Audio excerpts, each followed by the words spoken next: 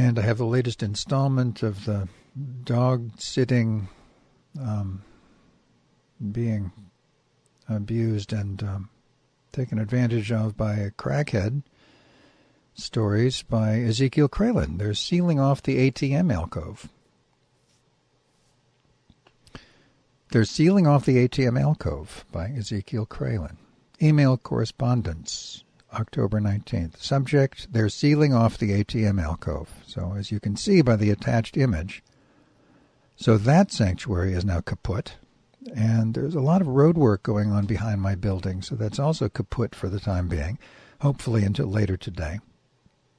It's the only doggy rest station in my vicinity that provides shade for these sunny, warm days. The bus stop out front offers little, if any, unless the pups scoot under the floppy Dianne Feinstein seats. They're called that because while she was mayor, she replaced the old above-ground transit butt rests with ones vagrants couldn't sleep on. At least she thought they couldn't, but they do because they found a way to adjust their bodies to accommodate the new situation.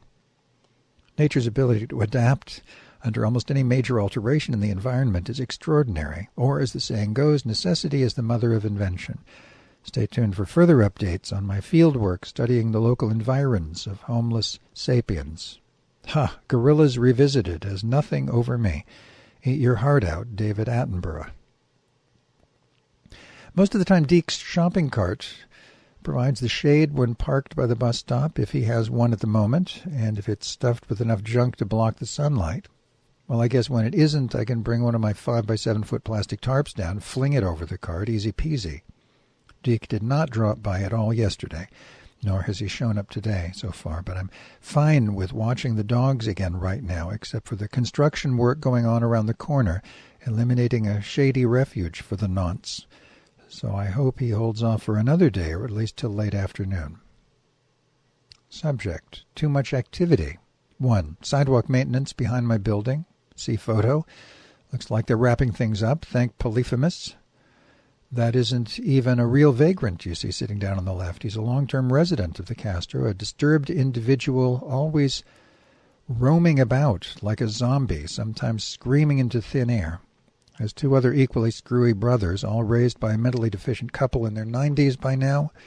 What's going to happen to them when their procreators perish? Will they increase the local houseless population by 3? I haven't seen their father in over 2 years, so I presume he's already departed from Crazyville. 2. Installing a plywood wall over the ATM alcove. See photo. The fire engine behind him is part of an unrelated though simultaneous event, which you will learn about right now. 3. Carlson being escorted off to ER once again. See photo. First time I've seen him walking to the ambulance, though, instead of recumbent on a gurney. Just minutes before EMTs drove up, I saw Scooter standing around outside, but he was gone shortly, though the day's still young. 4. Now for an overlap between the above 2 events. Our building maintenance man, Victor, talking to an EMT, no idea why. See photo. But he is one of 3 workers boarding up the ATM sanctuary. His scowling at me the other day was most revealing.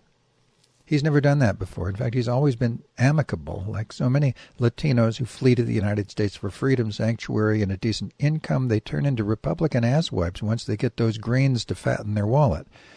Well, everything's calmed down since I took the snapshots and started composing this email, and we have a nice little spot of shade pooling by the bus stop as the afternoon progresses. 84 degrees outside right now. No Deke yet, which is good.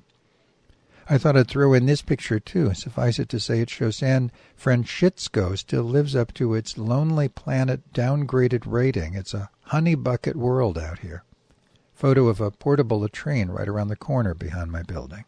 Funny how Deke has left me all alone all day yesterday and continues to do so today, right when I'm wrapped up in a writing frenzy, when I haven't even talked to him yet about granting me alternate days freed up from pup sitting. It's like he can read my mind. Another clue, he's one of my bodhisattva guardians, thus knows me inside and out without a word from yours truly. Thank you, Marshall McGee. And about that missing text. Watson wrote, it used to be possible, though before my day, to travel by train from here to Bay Area. Skunk train to Willits, then connect with north-south passenger line. The tracks are still intact. There's a sad little never-used railroad station right by 101 at Cloverdale, built about 30 years ago when there was talk of reviving passenger train service. It never happened, of course, so there it sits, like a cargo cult airstrip built in hopes of luring trains to come down the tracks. So I replied, in which case I hope Timothy De Palma's prediction of a wormhole teleportation tunnel from my building to downtown Mendocino will come to pass very soon. I need a fucking break. I could abscond with the doggies, then shut down the tunnel before Deke discovers it. God, that's all we need is for him to show up there and make it his new stomping grounds, but at least you'd get to meet his furry angels. Or even worse, all the meth freaks, crackheads, and other assorted vagrants come funneling through the wormhole to deposit themselves in Mendoland, in which case I'll arrive as well and set up my Teton pop-up tent right in front of the Masonic Temple. That would be a hoot. You'd drop by now and then to join me in canine revelry. We can howl to the moon together, all four of us. It's awfully quiet now in the hood. Not a single indigent to be seen in any direction. I hope the local businesses and homeowners aren't overly serious about pushing them all out. That would be devastating for Deke and those darling little hounds. If such be the case, my tent will become a political statement, and I will continue setting it up behind my building, come hell or high H2O. Maybe it's time to speak with Boulevard Joe about this, see what he has to say. Deke stuck me with the pups again. Watson wrote, "It's an astounding saga and bound to be a classic along the lines of Orwell's Down and Out in London and Paris. Seriously, what gives your story an extra dimension is the fact that two sweet little dogs are at the heart of it. They are the reason for it all. A beautiful story in a heartless world." So I replied, "I cannot be more pleased with what the fates have handed to my trust. It is astounding, and on so many levels, the very inspiration from these stories, not to mention manifestation of such wonderful scenarios that inspire me to take keyboard to screen, strongly suggests intervention from a higher power. And who doesn't love a good doggy tale or two or three or hundreds?" Watson wrote, "But 13 hours? He's taking grotesque advantage of you." So I replied, "It's part of the saga, and for that reason makes sense. I trust things will balance out shortly, and he's already left me alone for all of yesterday and most of today, so that's a good start." Deke stuck me with the pups again. Furthermore, I like to think of my tales with more of O. Henry/Damon Runyon vibes than those of Orwell, though I did write that piece Down and Out in San Francisco, so there you go. The humble lives of the poor. Their loves, giving of gifts found on the streets that nonetheless come from the heart, their struggles to survive yet still retain integrity, goodness that flows from their hands in the face of abject poverty, their dreams still intact, all the marks of an O. Henry treasure. Then there are the Runyon characters, soft-hearted gangsters, drug dealers in my case, ex-cons who've mended their ways and spread kindness to others, simple-minded folks with hearts of gold. There are also religious strains running through my stories. My camping out to support a homeless friend and his dogs is akin to Jesus or the Buddha, turning their backs on the privileged and mingling with the poor, the homeless, the downtrodden, and the disenfranchised.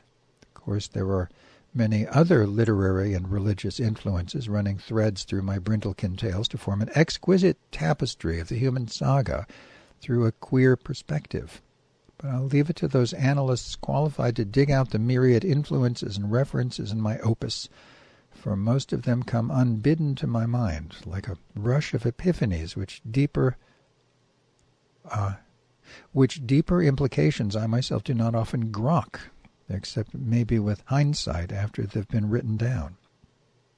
Otherwise I'm at a loss, so I must rely on the Zeke craniology experts who have yet to be born or manifest on this earthly plane. But when they do, I assure you, Watson, I'll be hounding them with tons of questions. It's also a story of friendship, as our emails carry on through the hallowed halls of time to someday inspire millions and then billions as my works expand through the solar system and beyond.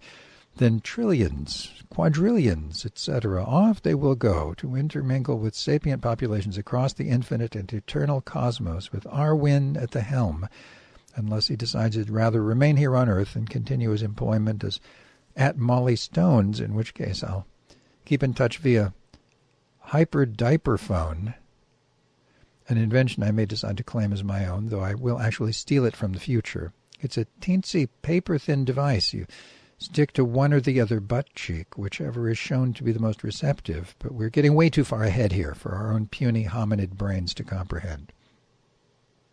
Now here's a snapshot of the just boarded up ATM money pod to get us both back down to earth, though I hope not to stay here very long and get back to the Brindlekin windmills of my mind. Well, that shrine to the homeless decorated with 2 incredible posters didn't last long, did it, Watson? It will be interesting to see what kind of graffiti gets scrawled upon the plywood or other posters/pictures. Maybe it'll even be turned into a mural. But my main concern is that its closure may drive the rougher type around the corner and take over my little doggy tent refuge, and then where would we go? I've also been meaning to point out my gay Bible web host for quite some time now. Don't you think it's incredible that they've kept their free service up for activists like me for so many years now, as if it was set up mainly for yours truly, long before I even dreamed of putting up such a site, part of the Bodhisattva game plan, perhaps. I wouldn't put it past them, good doctor. I just uploaded Marshall's reading of my Paris piece, inserting a digital narration of those 2 missing pages, and I did not erase where he says some text is missing, kept it in there because it's got character, and the narration suddenly jumps to a digital voice to read the missing text, and later Marshall takes over again.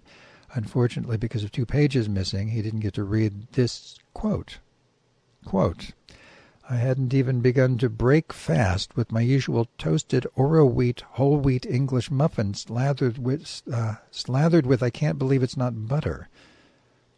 No rest for the wicked, even less for the good, or as Marshall likes to say on his show whenever someone calls in, what fresh hell is this? Obviously, he's enthusiastic about narrating my tales every week. From now on, an excellent sign that others will spread the word and my writings will fan out in various media formats. Assuming I become famous, I guess he'll be going along for the ride. And you too, Morticia, and good God, Deke. So my court case is still out there floating around in the ether, which is most intriguing as it ties in with my Brindlekin Tales and LGBT homeless activism. Let's see how the pot mixes all that into a savory curry in the long run. Fuck the tofu. P.S. Deke and Pups showed up right where I was about to email you this missive. Right when I was about to email you. I will tell more tomorrow, other than he's not behaving like a jackass.